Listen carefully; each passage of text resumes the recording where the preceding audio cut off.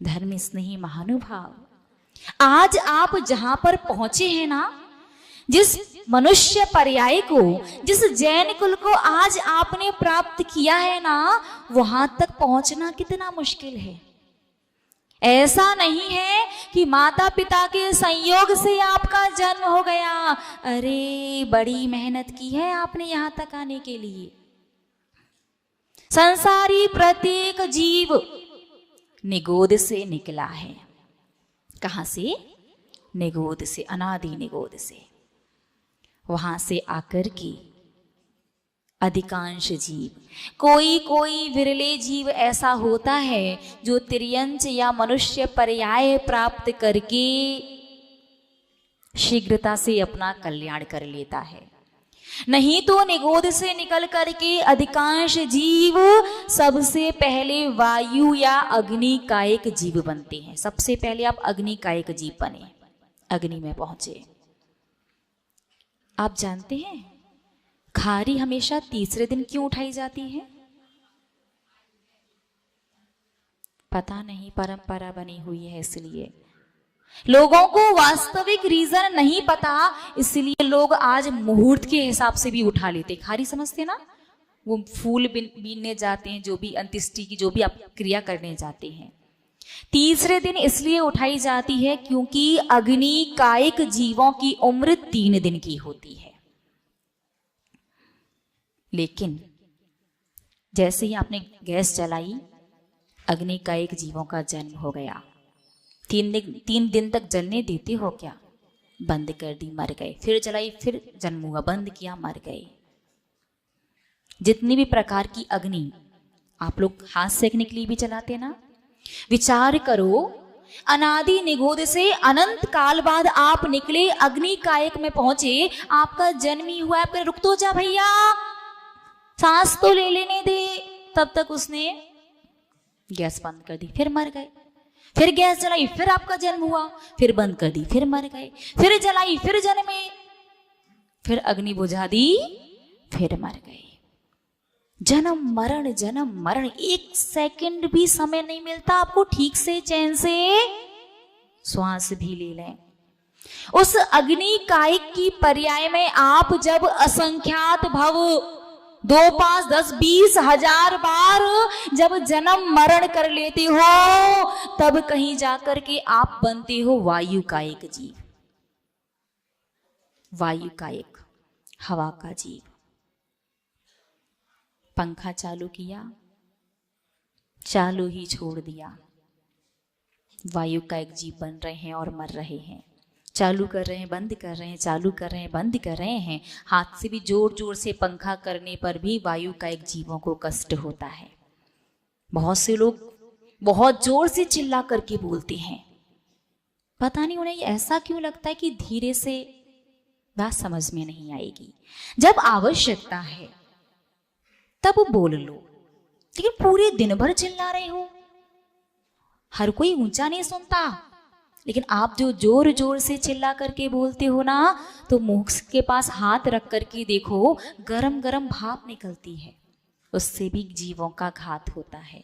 अग्नि कायक में 2, 5, 10, 20 हजार बार जन्म मरण किया, और भी ना जाने कितनी बार जन्म मरण किया, तब जा करके बड़ी मुश्किल से वायु कायक जीव बने। और वायु कायक जीवों में भी 10, 20, 25, 50 हजार बार, 1, 2, 4 बार नहीं, सोचो इतनी बार जन्मे मरे। संसार में यदि सबसे बड़ा कष्ट, सबसे बड़ा दुख, सबसे बड़ी कोई तकलीफ है तो वो है जन्म और मृत्यु की। इसीलिए प्रकृति की व्यवस्था देखो, जन्म का कष्ट किसी को याद नहीं रहता और मृत्यु का कष्ट बताने के लिए कोई जीवित नहीं रहता।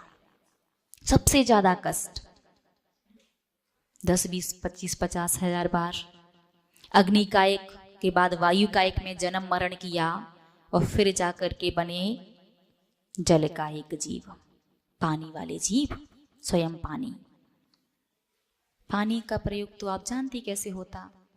सुबह नल आए, छान करके भर दिया, और वो दूसरे दिन तक छना ही रहता है, 48 मिनट होते ही नहीं।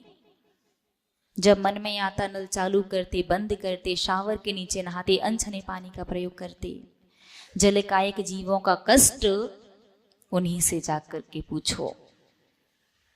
हर अशुद्धि की शुद्धि करने के लिए पानी आवश्यक होता है। और एक इंद्र जल जीव बने हो आप। जन्म मरण का कष्ट अग्नि कायक में जितनी बार जन्म मरण होता है उससे ज्यादा वायु कायक में, और वायु कायक से ज्यादा जल कायक में।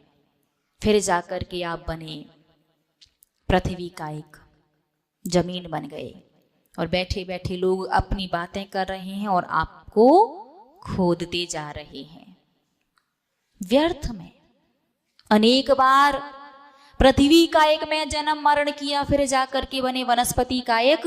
यहाँ लोग फोन पर बात कर रहे हैं, वहां पत्ती तोड़ते जा रहे हैं, फूल तोड़ के चूरा कर दिया और पता भी नहीं चलता उन्हें।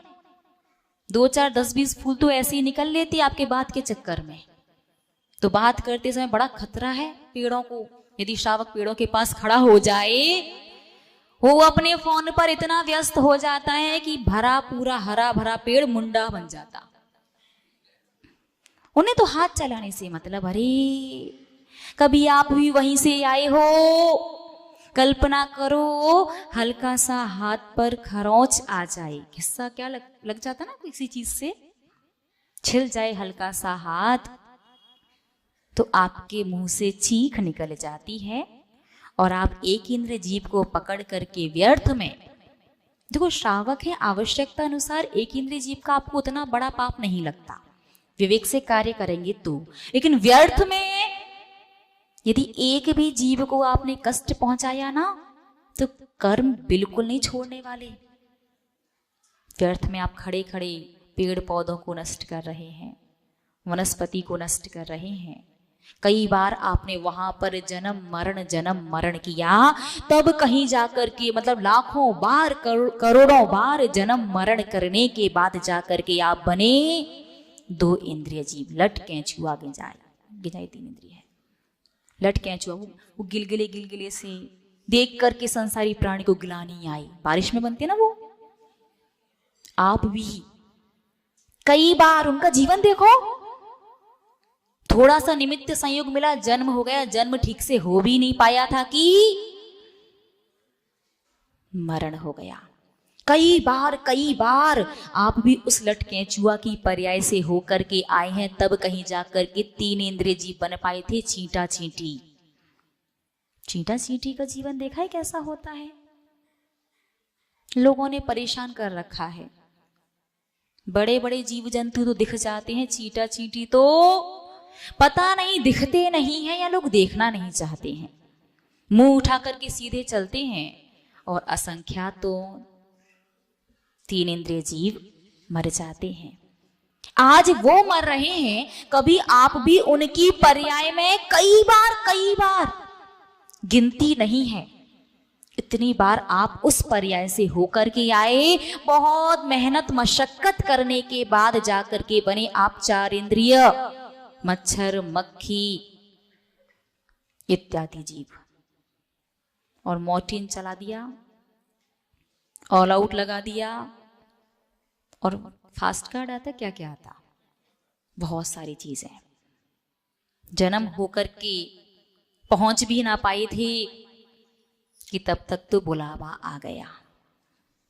कई बार वो मक्खी मच्छर 4 इंद्रिय की योनि से होने के बाद आप बने 5 इंद्रिय त्रियंच, दुर्बल त्रियंच, जिसे देखो मार के जा रहा। आते जाते लोग अपना हाथ साफ कर रहे।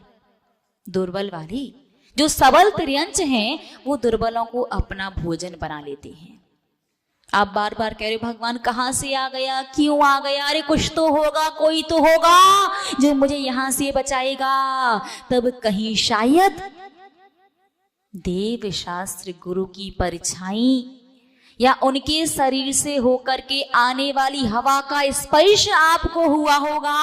आपके परिणामों में उस हवा के स्पर्श से परिवर्तन आया होगा। तो थोड़ा सा कर्म झरा तो आप बन गए पंचेंद्रिय सबल त्रियंच, क्रूर सिंह इत्यादि की पर्याय में पहुंचे, ताकत का दुरुपयोग किया, अपने से कमजोर को सताया, तो सिंह आदि क्रूर पशु की पर्याय से मनुष्य में भी आई नहीं है। सोचो, इतनी बार जन्म मरण करके अभी तक मनुष्य तक पहुंचे नहीं है, पहुंच गए सीधे नरक में। नरक जहां का 1 सेकंड का कष्ट ऐसा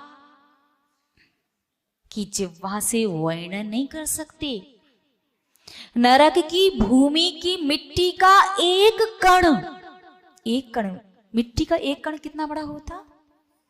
बिल्कुल राई सरसों के दाने, हाँ सुई की नोक, सभी समझदार, उससे भी छोटा, बहुत बारीक। नरक की भूमि का मिट्टी का एक कण मध्य लोक में आ जाए तो कई कोस के जीव मर जाते हैं। इतनी दुर्गंध, कई कोस, कई किलोमीटर के जीव मर जाते हैं। और कल्पना करो, आपके पास कोई विकल्प नहीं है, उसी भूमि में रहना पड़ता है, उसी मिट्टी में रहना है। अति की दुर्गंध आ रही है, मुंह बंद भी नहीं कर सकते और मरते भी नहीं है।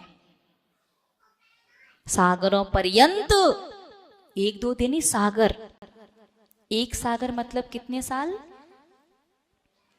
समुद्र में जितना जल है, समुद्र तो देखा ना आपने, ओशियन सी देखा है ना, समुद्र में जितना जल है 100 साल में एक चिड़िया आए और उसमें से 1 बूंद पानी ले जाए। 100 साल में 1 बूंद पानी, जितने वर्षों में वो समुद्र खाली होगा,